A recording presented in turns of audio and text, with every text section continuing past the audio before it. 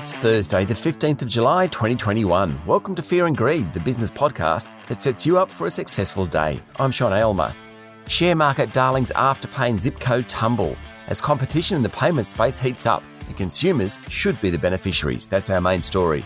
Also coming up in today's podcast, more COVID cases in New South Wales and Melbourne's on high alert after 11 new cases in that state.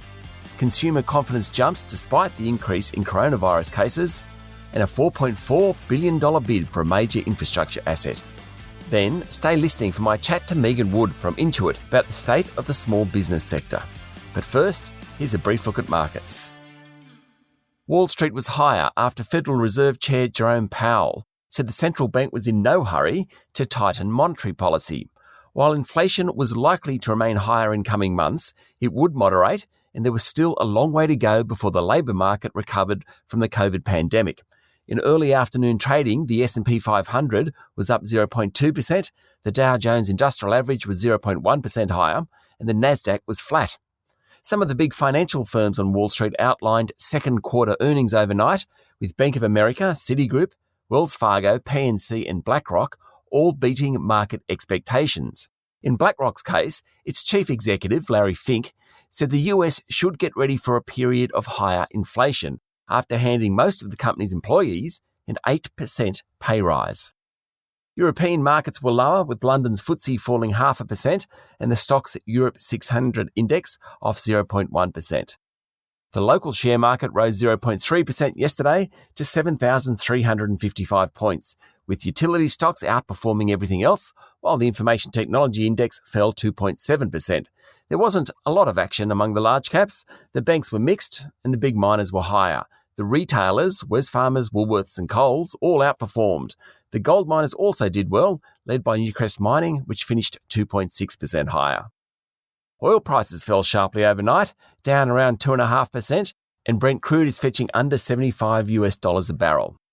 Gold prices continue to climb, and the Aussie dollar is trading at 74.8 US cents. Finally, coal prices are at 10-year highs of above $140 a tonne. A warm Northern Hemisphere summer has boosted demand for electricity, while supply remains distorted because of the Chinese ban on Australian coal and floods in Indonesia. Global technology giant Apple is working with Goldman Sachs to create a service that allows Apple Pay users to purchase in installments over time. It comes as PayPal, one of the largest payment providers in the world, launched its new Buy Now, Pay Later offering in Australia yesterday to its 9 million local customers. And next month, Commonwealth Bank, which owns a stake in Buy Now, Pay Later group Klarna, is due to launch StepPay, another installment product. The Apple news triggered falls in the local Buy Now, Pay Later market leaders, Afterpay and Zip Co, of 9.6% and 11.4% respectively. The two have been global leaders in instalment payments, but will now have to fight much harder in Australia, the US and Europe to retain both merchants and customers. The eventual winners should be customers as more competition is injected into the market. But the introduction of big players is likely to trigger much closer regulatory scrutiny, something the sector has so far largely avoided. The Apple Pay product, like the Buy Now, Pay Later apps, will increasingly replace credit cards and is expected to be popular among millennial customers, although analysts said the PayPal product was more of a direct competitor to the Buy Now, Pay Later groups. The problem with being so successful is that people want to copy you. Afterpay and Zip Co are global leaders in the Buy Now, Pay Later space, and their growth and share prices have proven that. From being virtually unknown 3 years ago, Afterpay's share price has tripled from its pre-pandemic levels, although it's well below its peak earlier this year. The rise has reflected its startling growth in the number of merchants signing up and customers using it. It's a similar deal for Zip Co. The gorillas in the market are now taking them on. That could go either way. Afterpay and Zip Co have proven very nimble players. They already have plenty of experience in the marketplace and may well keep innovating to success. Or they could be crushed. In a moment, the rest of the news you need to know this morning. In overseas news, Indonesia has become the COVID virus epicentre in Asia, with its daily count topping 40,000 for the past 2 days. It surpassed India in daily infections. Indonesia is now reporting more than 900 deaths a day, up from less 200 a month ago. The country has administered vaccines to just 10% of its population. New Zealand's central bank said it would tighten monetary policy by ending bond purchases this month. That's a significant step towards lifting interest rates and comes after a surge in the New Zealand housing market. The Bank of New Zealand statement omitted a clause that had said there was a need for considerable time and patience to achieve its inflation and employment goals. Overnight, the European Union said all new cars sold in 2035 and beyond will have to be electric. Charging points will be installed every 60 kilometres on major highways as part of reforms unveiled. And this next story is thanks to Reuters. Brazilian President Jair Bolsonaro has had the hiccups for 10 days. A week ago, he hiccuped 14 times in the first 1 minute of a speech. He's been hospitalised to try and treat the complaint. Mr. Bolsonaro has had a run of health scares. He was stabbed in the stomach on the campaign trail back in 2018, then contracted COVID-19 last July, having played down the virus. While in quarantine, he was bitten by an emu-like giant bird. Always colourful, I wish him well with the hiccups. Locally, the lockdown in Greater Sydney has been extended for 2 weeks after New South Wales recorded 97 cases of COVID-19, 31 of which spent time in the community while infectious. There were 11 new cases in Victoria as part of 2 small clusters, triggering fears of another wave in that state. All the cases were linked to the Sydney outbreak, and new mask-wearing rules were introduced into Victoria overnight. One exposure site was the MCG, and 2,000 people who were at the Carlton v Geelong football match last weekend are now being contacted. New South Wales Premier Gladys Berejiklian said the lockdown extension in Sydney was based on health advice, adding that essential workers should consider delaying work that wasn't necessary. Whether the lockdown continues into next month will depend on the trajectory of the outbreak in coming weeks. The majority of cases yesterday came from southwestern Sydney, and most were close contacts from households and workplaces. There are 71 COVID-19 patients in hospital at the moment in New South Wales and 20 in intensive care. There's a mix of ages of patients in ICU, demonstrating that the Delta variant is hitting younger people harder than last year's outbreak. The extension of the lockdown and restrictions to at least 5 weeks, and possibly longer, will impact economic growth this quarter, market economists said. New South Wales accounts for 1/3 of the national economy, and Greater Sydney employs about 22% of the national workforce. Commonwealth Bank, National Australia Bank and ANZ have all downgraded growth and jobs forecasts in the near term, and a 7-week lockdown could cause a contraction in growth during the current quarter, economists said. In other COVID news, Western Australia closed its border to Victoria yesterday as a result of the outbreak, and Prime Minister Scott Morrison said support payments announced on Tuesday will be available to businesses and individuals from today.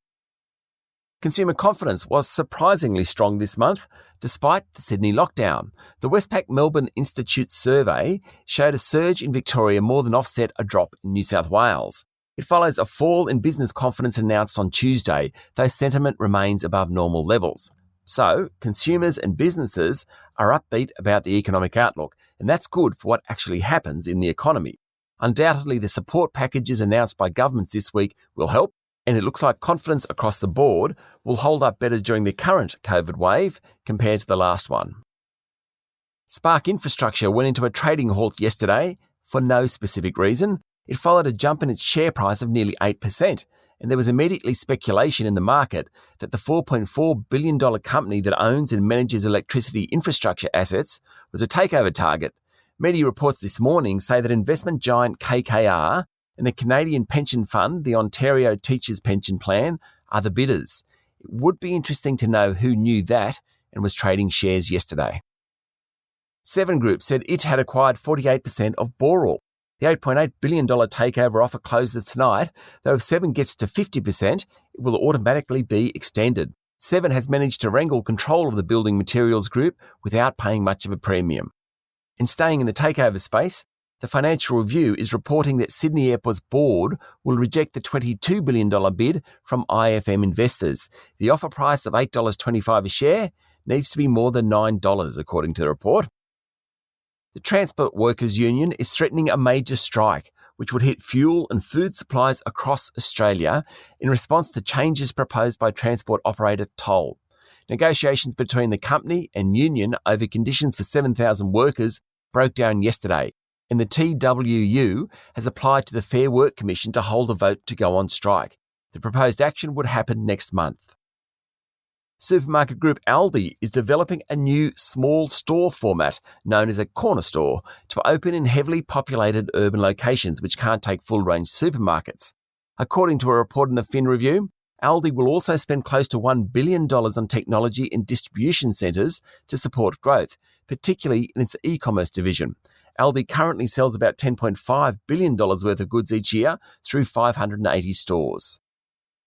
Macquarie Telecom will build a cyber security facility as part of a new data centre to help train the next generation of digital specialists. Cyber attacks have become commonplace and are increasingly damaging to economies. Recent local attacks have hit the Nine Network, JBS Meatworks in Australia, and Parliament House in Canberra.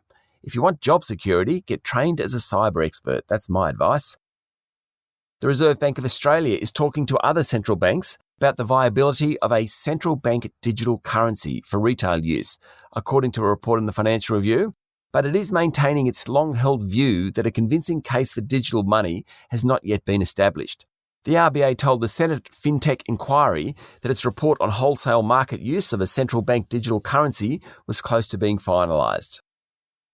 The Speaker of the House of Representatives, Tony Smith, who has won plaudits from both sides of politics, will quit Parliament at the next federal election.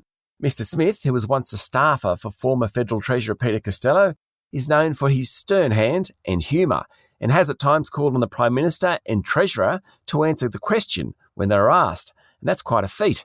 I knew him many years ago and he was a good fella and has done a good job. And finally, last Friday I spoke to Michael Sullivan, founder and CEO of Bluebet, which listed on the ASX a couple of weeks ago. His plan was to grow the business in the United States, and yesterday the online sports company said it had done a deal to run a sports book in Iowa. Gaming licenses in the US are negotiated mostly on a state-by-state basis. The news triggered a 7% jump in Bluebet's share price. Up next is our daily interview, and today we're talking about the benefits of businesses using advisors like accountants and bookkeepers, rather than trying to go it alone. My guest is Megan Wood from accounting software company Intuit.